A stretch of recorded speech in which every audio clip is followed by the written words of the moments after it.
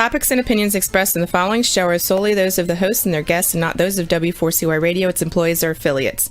We make no recommendations or endorsements for radio show programs, services, or products mentioned on air or on our web. No liability, explicit or implied, shall be extended to W4CY Radio or its employees or affiliates. Any questions or comments should be directed to those show hosts. Thank you for choosing W4CY Radio. Inarticulate speech, inarticulate speech of the heart. Inarticulate speech, inarticulate speech of the heart. Inarticulate speech, inarticulate speech of the heart.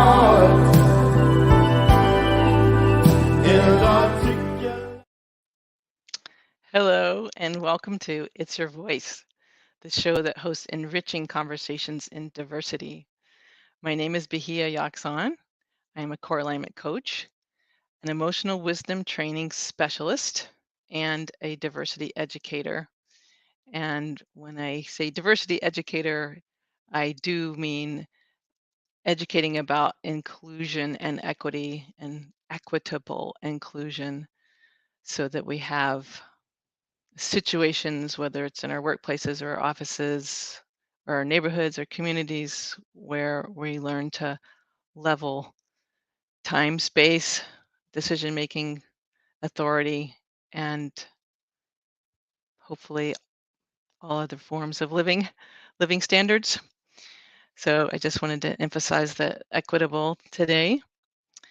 I have a website, knowwhatyouwantcoaching.wordpress.com, where you can find my programs and trainings. I coach individuals and groups, and I train organizations, and really often about how to recognize patterns of bias and how to move into developing new patterns so that we do not keep perpetuating cultural patterns that hurt some people to the benefit of others. It's a big challenge. I've been working at it for over 30 years, honestly. And I always enjoy working with any institution or organization or university, school, nonprofit who is ready and interested in making some cultural changes to make equitable inclusion, to bring in people who have been traditionally excluded in our society. So I do have a lot of different ways to address this, and if you go to Know What You Want, coaching.wordpress.com, you'll see I have classes and trainings and whatnot. And tonight, I believe I have a guest who is actually having technical challenges. We've never had this happen before. Oh, yay, she's here. All good. Thank you. So this is going to be so much more interesting because my guest has arrived. So she's very special. She's been a guest on my show before, and previously, I think more in the middle of the pandemic, I had her on because she's a licensed social worker. She's a very dedicated mother. She became a suicide prevention outreach educator for Wabanaki Health and was specifically serving members of her community and Indigenous communities who were suffering from suicidal ideation and had all kinds of challenges with how do you reach people through Zoom, which many of you listening to this or watching this have also had to deal with.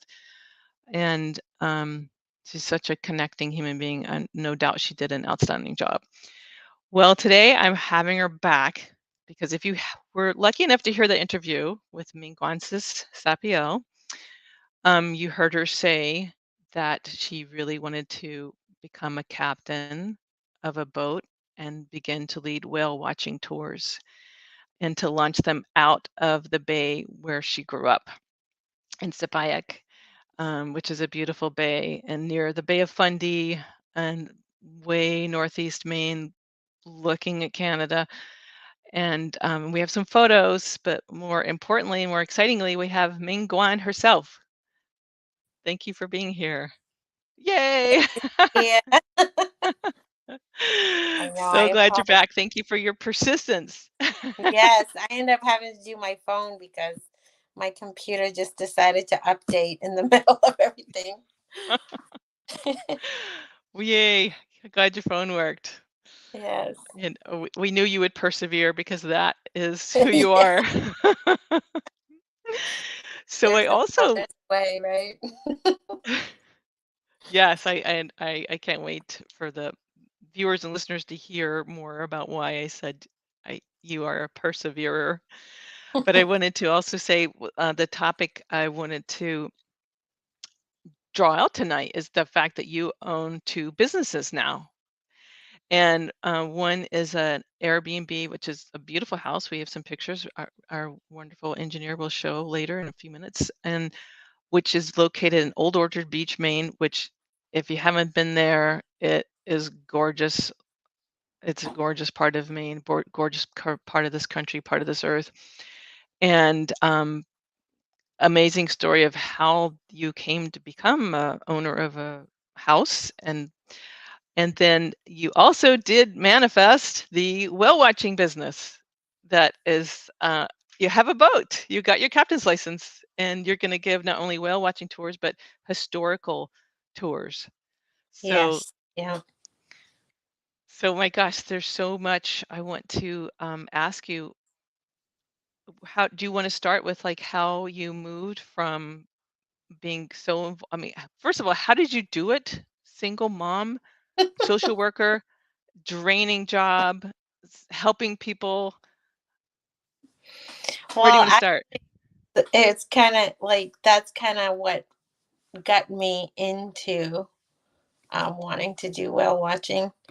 Um, because of that, it was because it was so hard. Um, the when I first graduated, um, my life has just been a journey overall, and I think that's what made me persevere throughout life was just um overcoming the challenges and finding a way to make things work, even when people would say that's impossible, or you know or that wall is too big to climb. I would just find ways, you know. So just being a high school dropout and getting my master's in itself was an accomplishment, but it was really hard because my journey was like I climbed this huge mountain just to get to this master's degree, right? With first one out of my family to actually get a college degree and, coming out of poverty. So I got there and it was like, oh my God, I took the first job that came to me, which was child welfare. And I was like, oh my God, I spent all these years, trying to accomplish, and I don't want to do this. This is too hard. And it was just bringing up old traumas. And Mm-hmm. um, so one day, it got really hard and I just had a meltdown.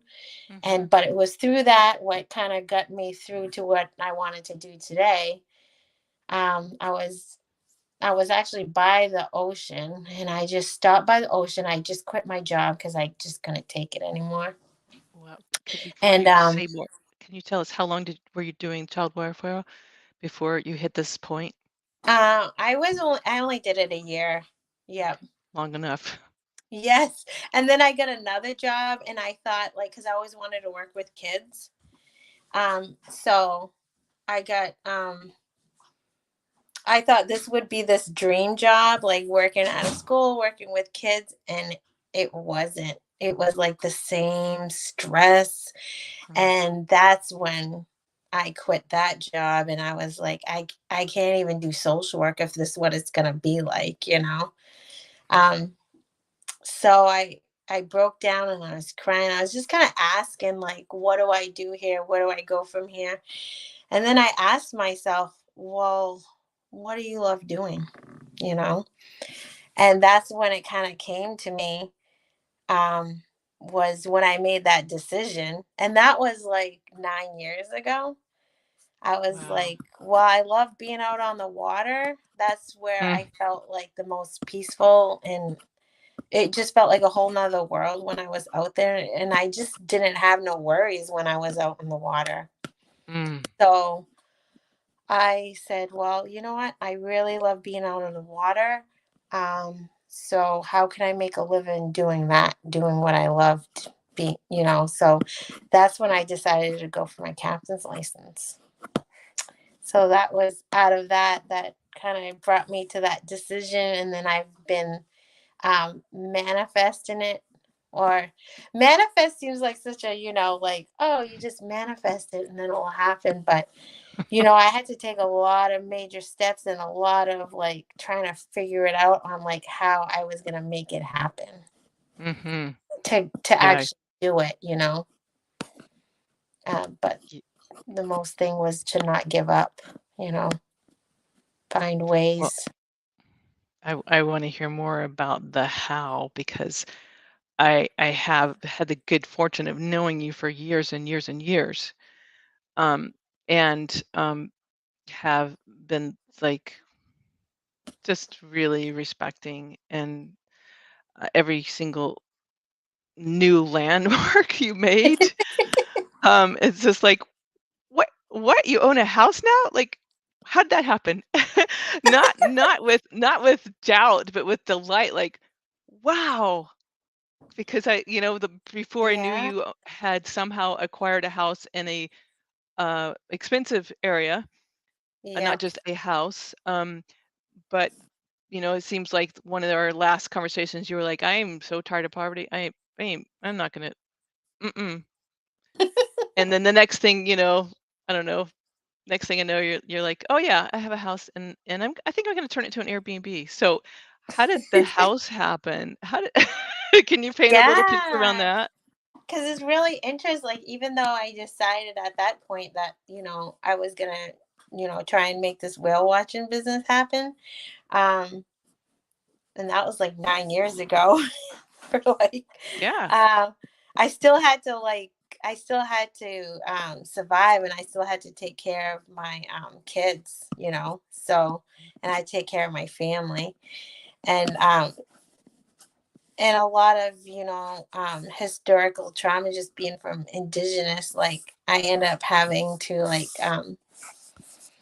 end up taking in my niece, who's now my daughter, and like a lot of things happen Mhm. in that process of trying to do all this. But I guess what brought me, it was so weird that is because I knew when, like, I started off on the reservation with two kids, and then I was going to school at UMM, and then I decided, it was just like these decisions in my life, and then I just kind of would do it. I was like, I want more opportunities for my daughters, who's like in Washington County. It's got the highest poverty rate in the state of Maine. There's not a lot of jobs. It's very isolated. You lived in Washington Mhm. County, so um, I was just like, you know what, I want something better for my kids. So I decided to move to Old Town, and that's when I first got my house. I bought a trailer, and then I was there for 10 years, and I finished my master's going there, and I built the little community because the reservation was there. But my heart, like, I grew up on the Passamaquoddy Bay. Yeah. Yeah.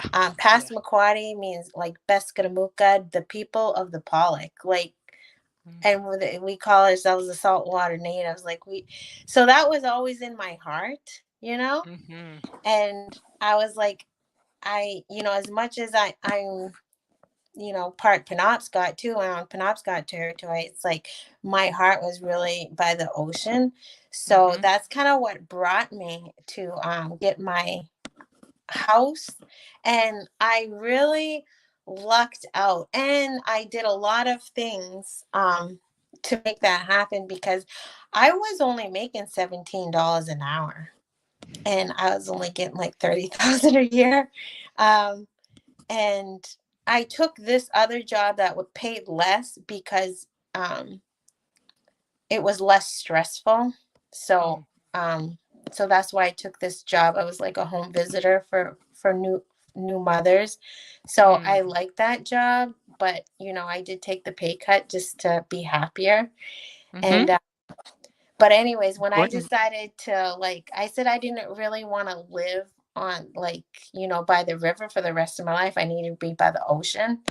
So I was like, well, I kind of just was like, I really love my vacation place, because Old Orchard Beach is like a main vacation place for all of Maine, even Canada. They come all the way up because that's where the sandy beaches start. So it's just a really nice place. And so I started looking for houses, and luckily at the time, the houses were down. Like the market, that's when the market was really low, and I could only afford a house like 150,000. That's all I had my loan for. But the house that I wanted was more than that. But luckily, it kept like coming in, like, because I grew up in a trailer with my kids, so it was like I wanted a spacious house. And I was Yeah. like, all the houses that they wanted me to look at were not spacious.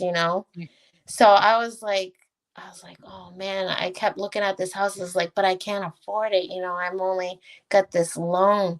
So, what happened? I don't know. It was just like this, there's some things in life you can't explain. Like sometimes, like it feels like destiny. You know what I mean? Because it was Yeah. like all of a Yeah. sudden the house dropped. Huh. Because they couldn't sell it, so they dropped it another 10,000. So I was like, okay, I'm gonna ask for my realtor, and even though it's, I can't really afford it, I'm gonna try it because now it's more in my budget.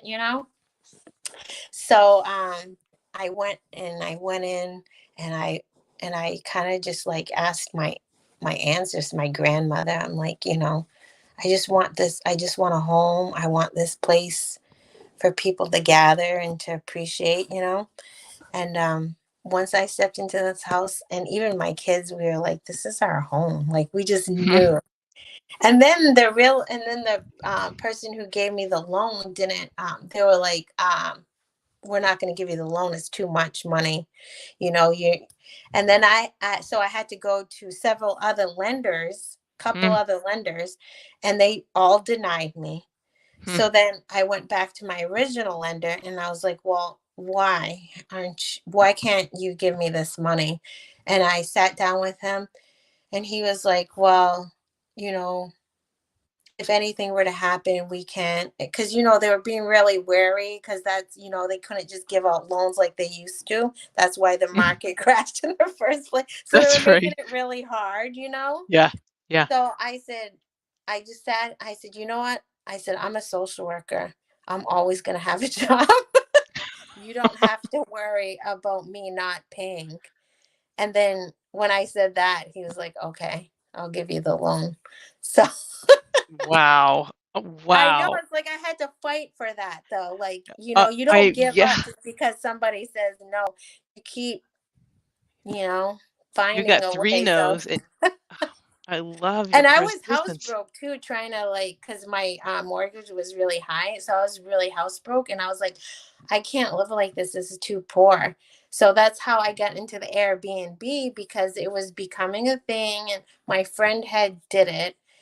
And she was making an income off doing that. So I was like, so that was like, it was kind of like that pressure of like, okay, um, I need to do something here, because I can't just continue to live house broke for the rest of my life. How can I capitalize? How can I make some money off of this? So that's when I decided. I said, girls, do you want to we'll have to live for the summer, on the reservation with your grandmother. Um is that something that you would be willing to do? And then I would Airbnb the house, and then I can, pay for a lot. And they were like, yep. And so we did it. And I just did it. I don't know how I Yeah, had they're not exactly 3 months to next get door. it ready. So this house has been a work in progress, but we've been working on it since I bought it. and it's oh my God, you won't even like it was so bad when I got it, you know. Mm, Everything was outdated. Like I had wallpaper and rugs and it was wow. yeah. So, and then you had a renovation job. But before we get to that, I just have to say, I love that moment of when you went back to the original person who said no, and you said, "Why? Why won't you lend me this money?" Yeah. That takes a lot of courage. And you were just like that your determination and persistence was just driving you. And Yeah. how beautiful, a beautiful modeling, uh, for all of us to not hesitate and to Yeah, stick don't with what take we. no for an answer and find other doors because there's lots of them. You might get 100 slammed in your face, but you can find one that will, open Find in the. opportunities for you. So Wow. Well, let's ask Roxy. Could you please show us I think we have 3 photos of the inside of the house and maybe some there. Look at that beautiful dining room. yeah. And then, wow, gorgeous. Oh wow, I have never seen these. I love that. Gosh. And how long was the renovation? Thank you, Roxy. How long was that? Like, we don't have before pictures, Yeah, the but renovations have been nonstop, like every year.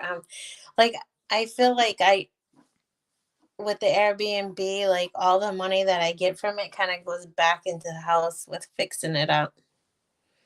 I mean, I do make profit off of it, but it is a lot goes into the house because there was so much work. There was a lot of water damage that I had to fix mm, from because the previous tenants kind of abandoned it for like a year.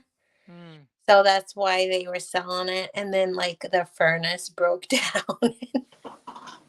We had to like get a whole new furnace oh gosh. and then I acquired a lot of debt because I think a lot of these skills that I learned was from being poor.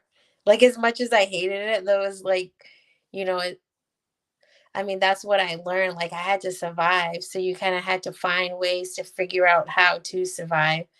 And that's what I kind of did. Like when things got hard, I would figure out, okay, what am I going to do? How am I going to get out of this situation?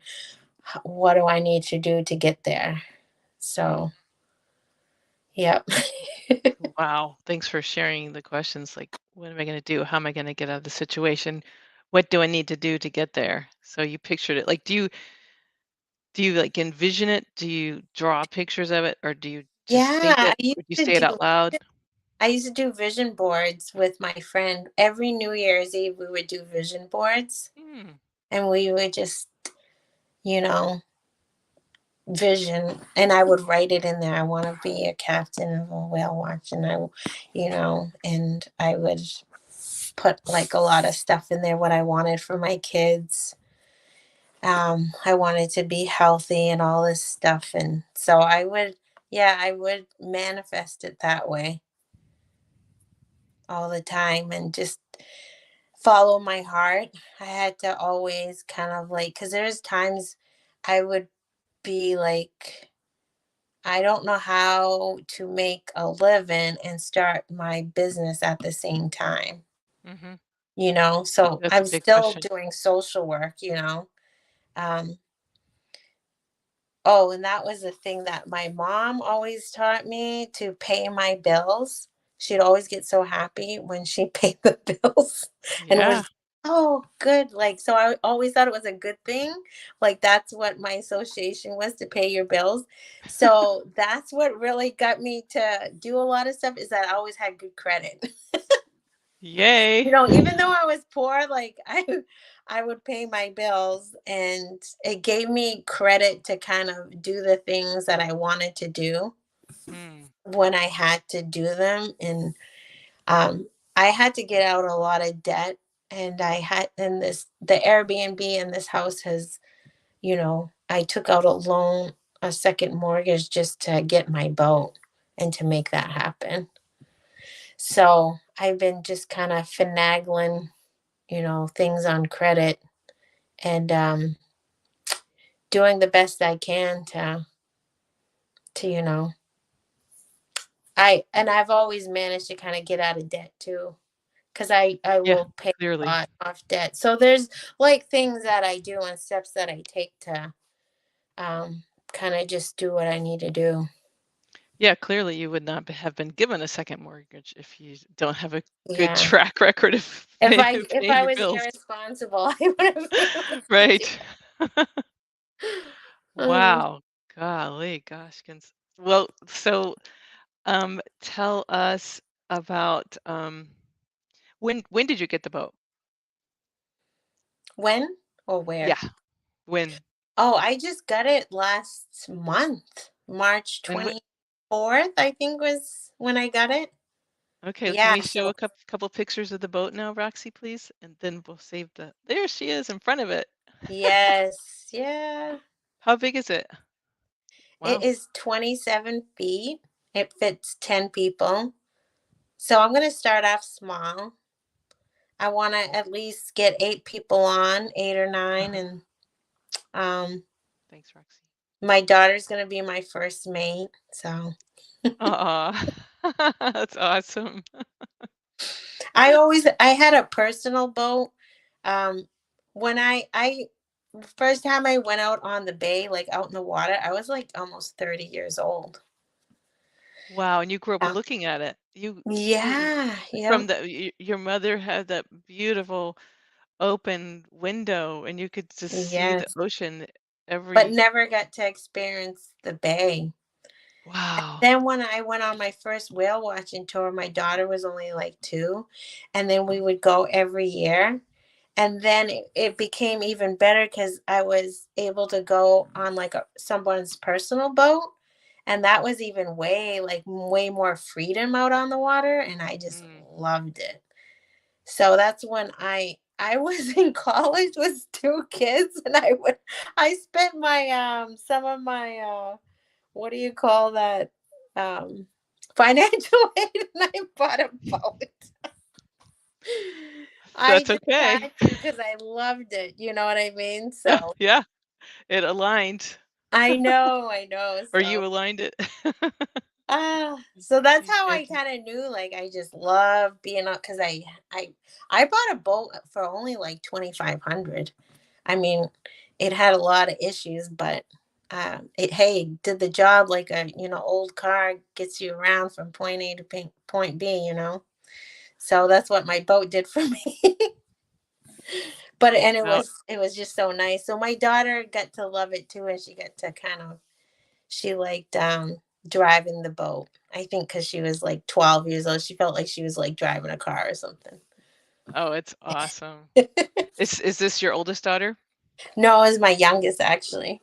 I My thought so. oldest just like taking the ride. She didn't like taking the wheel. Drive me. Yeah, she was like driving Miss Daisy. She'd always sit out front, the best seat. Well, the name of the boat is so special, Veronica Yeah. Ann. Can you tell us why your boat is named Veronica Ann? Well, my mother was my best friend, and she passed away 2018. And that was hard, but she loved the ocean just as much as I did. Yeah. And I took her out on the water when I had my boat, and we Yay. had some good times because we call the whales Boudeb. And Hmm. we just, I mean, that was our happy place. So it just seemed Oh, fitting to, honor her and name her after my boat. So God, how beautiful and how wonderful that she got to ride on your boat and you I took her know, out and there. That's, because oh my she gosh. was struggling, she had cancer, Yeah. um, and it like went up to her brain, so it caused a lot of like neurological stuff, and like it Hmm. affected her walking and stuff. Hmm. So I think it was like a year, she can barely walk, and it took us like a half hour for her to get into the boat, but we were Mm. determined she wanted to go out on the water, even She though it was with was the right so person. hard to get her in there. I know, and she was such a strong, determined person herself. She was just so strong. Yep, Just so independent, like I can do it myself. I think that's where I get a lot of my perseverance. yeah, and so loving. Yes, just incredibly always open-hearted and loving. So Yes, kind. she was. She was the best grandmother ever, and yes. So I'm just gonna think of her, like every time I'm out on the water. So Yeah, well, yeah, I I hope to join you this summer, but let's show some pictures of the bay because you said you'll launch from the Passamaquoddy Bay yep, and and going then to the and Bay of Fundy. so when Roxy can get there you go. Do you want to just tell us what we're seeing, Minguan? Oh, so this is the boat landing at the Passamaquoddy Bay. This is the parking lot. But if Gorgeous you look water. further ahead, there's the launch. My boat Yeah, will be in there soon. nice. Is this the bay you can see from your house the house you grew up in? Yes, yep. That's amazing. There, town line entering Sipayik. I'm Yeah, so happy to see that because I don't know when that was added, but that was one thing that was so painful of driving around. I'll just use Maine as an example, and not seeing the indigenous names and seeing, settled in, mentioning the beautiful. colonialists, but not acknowledging the people, the First Nation people. So I'm so Yes. happy to see Sipayik on a sign. Yes, yep. And Sipayik means, so this is my view. That last picture is from my house. Yeah, So gorgeous. this is what I grew up. That's why it's just in my heart because it's so beautiful.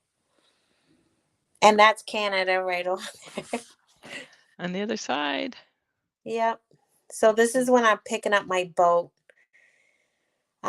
If you can zoom in, I have a great big smile on my face. I was so happy. Oh, I I can finally got see. the boat that I wanted. I don't know if we can zoom, but oh, is this Campobello Island? Yep. So this is the route that we take, and we will. This is where the whales come in. They hang out real close to the bay. So, Mm. um, and we're going to be in Canadian international waters. So, because we're real close. There's an eagle up there. Wow, nice shot. You'll see eagles and seals, and we call them juice bez, but they're in Passamaquoddy. It means um, shoot, they're kind of like dolphins, but Hmm. uh, not quite. But they look like them, but they're smaller. I Hmm. don't know why it's not coming to my head the English name for it. What's the Passamaquoddy name again?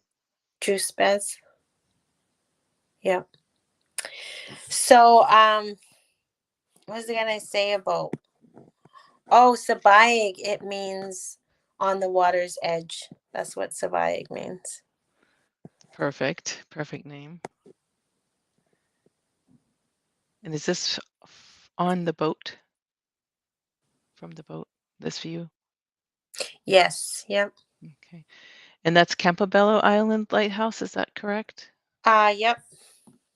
So in Canada, the Canadian side. Yep. Wow. Thank you for all the photos. Thank you You're very welcome. much, Roxy. Thank you for having me.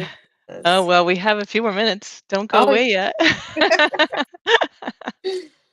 So, I know that you're just building your website. I don't know if you have one yet, and we can type it in and see if, yeah, I'm building it. Let me see if my or we can computer will say let it me.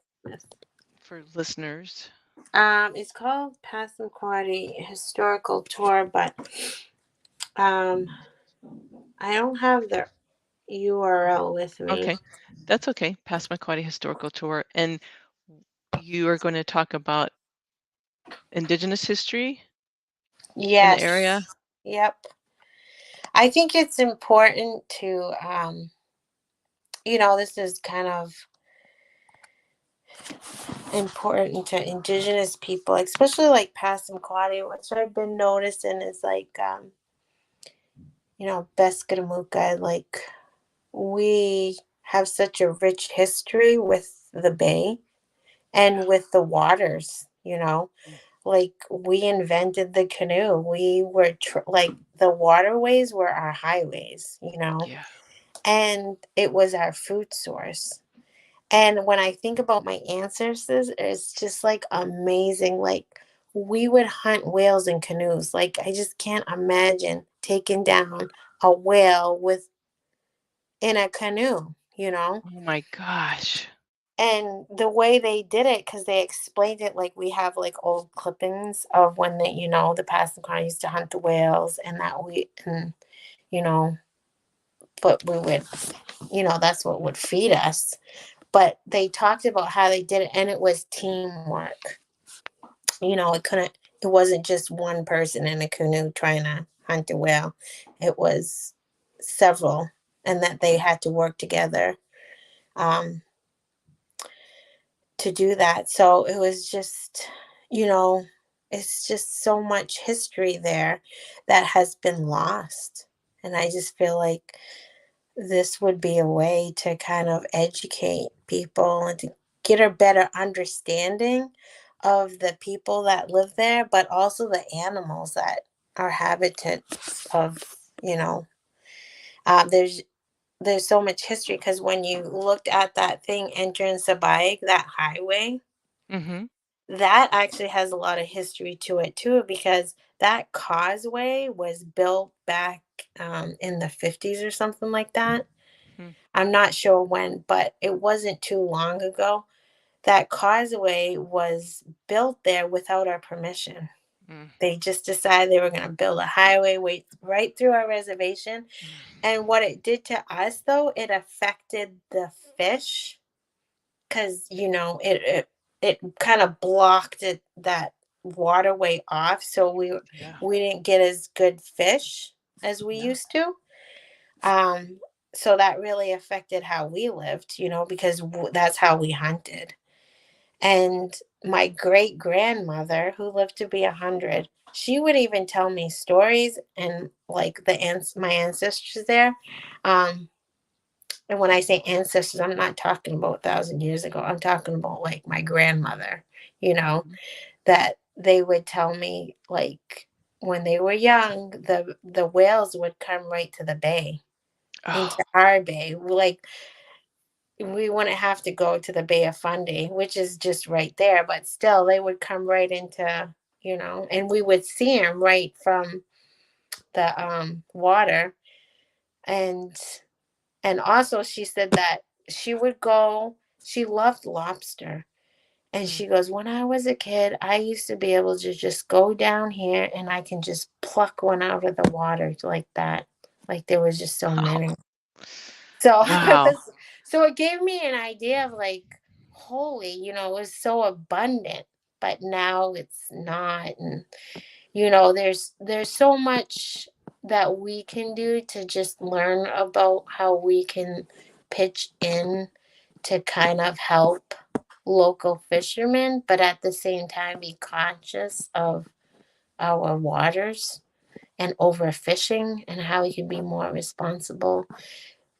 So we want the whales to come in and we need them for our ecosystem and a lot of the marine life. So it's in our best interest to want to protect them. So, Absolutely. and I just feel like people could just learn from my history and my ancestors as well as my own people. And that would bring us to be stronger and just more proud of who we are and kind of rewrite this story of like the image of how we often get viewed as natives and bring in more truth. So, and there is one person down in Eastport who does whale watching, but he kind of like he's the only one. So that's why I was like, well, I want to do something different and more meaningful, and that he can't offer because he does everything. He does all the fishing and all the whale. And I was like, well, you know, what can I do? I'm not taking business away from him. I'm offering another experience, but also that's close to my heart. So Oh gosh, it yeah, sounds incredible. Like truth tours. Like if you want to learn the truth, like history is so informative and so liberating and just so honest and healing. I just your tours will have so many dimensions because you're also you do like you said you love all the animals and in the water, out of the water, around the water, the life of the water. I know you have so much to share and teach, and they will be phenomenal tours. And I want to give people your email, but I just remembered Minguansis means rainbow. yes, little So we're gonna rainbow. call you, and you're gonna be called Captain Rainbow. Yes, I know I it kind of love it. sounds kind of funny, but I'm like, I kind of like it. Call me Captain Rainbow. Wow. For anyone interested in contacting Captain Rainbow, do you have an email address we can say out loud for the people listening on the radio? Yeah, msapiel@gmail.com. It's my first And that initial and my last name. So and Sapiel is Sapiel. Sapiel, Sapiel @gmail.com. yep. And you can also reach her through my website. I have a calendar. You can contact me. And thank you there for the viewers. Sapiel@gmail.com. Thank you so much, Roxy. And I will also say that I'm going to just promote. I'm going to be leading a retreat in Minquan's Airbnb, which is beautiful, in August 5th, 6th, and 7th this summer. And I am going to strongly encourage, if not personally drive people from Old Orchard Beach to Sipayik, who want to also learn from her on a boat. She was going to co-facilitate, but she'll be busy whale watching, so we'll Zoom her in for some parts of the retreat. So if you're interested in that, contact me through my website, know what you want, coaching.wordpress.com. And I mean, going to thank you again so very much. You're a wonderful storyteller. I can't wait to hear more. Roxy, thank you for your incredible engineering and making this all work. And I'd love to also thank our producer, Dean, and all the listeners and viewers. Thank you so much for sharing this with me. And be sure to tune in next Wednesday at 8 p.m. Eastern Time at W4CY Radio or Talk4TV. And may we all have enriching conversations in diversity this week. Thank you. Inarticulate speech, inarticulate speech of the heart. Inarticulate speech, inarticulate speech of the heart. Inarticulate speech, inarticulate speech of the